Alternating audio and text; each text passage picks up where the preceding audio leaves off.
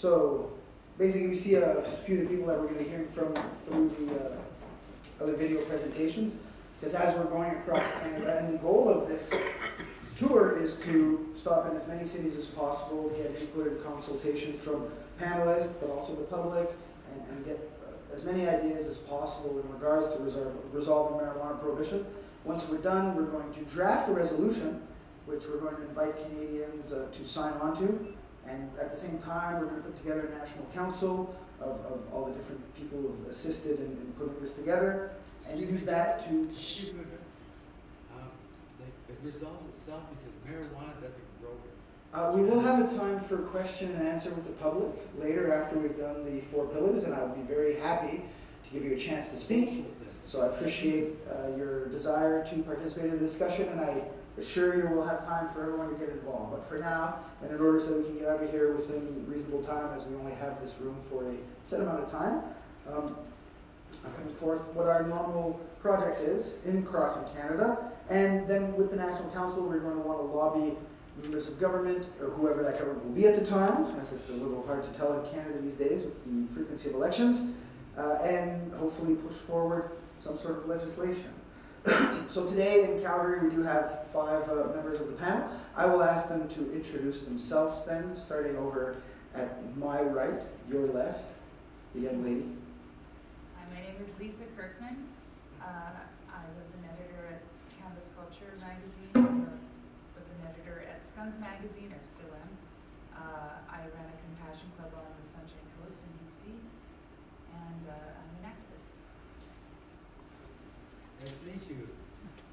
My name is Fagin, founder of Calgary 420, Alberta 420 Cannabis Communities, an activist since 2002.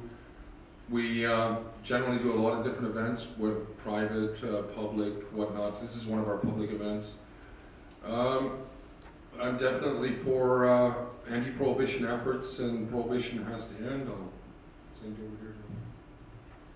I'm Dennis Young. I was a military policeman for 6 years, and I speak for LEAD, which is Law Enforcement Against Prohibition. We're about 10,000 ex-Crown prosecutors, judges, and policemen that speak against the government.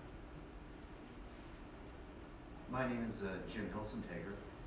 My background is an engineer and a business owner, and I'm the founder of Crackonomics, which is really a focus on What economics? Crackonomics. What? Crackonomics. Is that a new science? It's a new activist movement, and what its purpose is really to educate and make the public aware of the costs of drug prohibition. You call it? And last here, sir. Hi, I'm Grant Cluff. I'm a retired school teacher. I now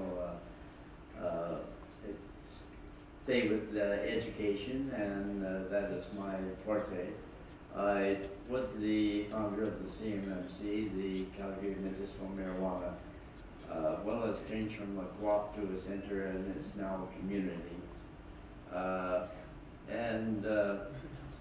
We really do, there's enough people around that we have to start making some changes. I can't just carry on like I'm already there.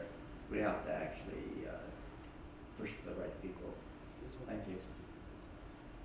Well, it's happy to be in the company of local activists and academics and people who are interested in the issue. I think that's the key as well to everyone who's here with us tonight. It's great. I'm Marc-Boris St-Maurice. I'm the Executive Director of Norml Canada. That's the National Organization for the Reform of Marijuana Laws. I'm also a medical marijuana activist, and I run the Montreal Compassion Centre, which is a medical marijuana dispensary in Montreal, and also started a few political parties back, provincially the Bloc Pot in 1997, and in 2000 I founded the Marijuana Party of Canada, which has a few provincial offspring from what I can tell. And I've since stepped down, and I currently hold a membership card in the Liberal Party of Canada. Of course, all of this in the hopes and the objective of resolving and pushing forward marijuana prohibition reform. And so without any further delay, we're going to move to the first pillar, which is economic development. I believe there's some people who have some ideas on the economy of prohibition. So I will basically leave it up to our video speakers to, if I can figure this out. Yes. Pretty good to see. My main, I think, start here, what I'd like to talk to is the whole economic side, because we have 4 pillars in our different, in our resolution approach.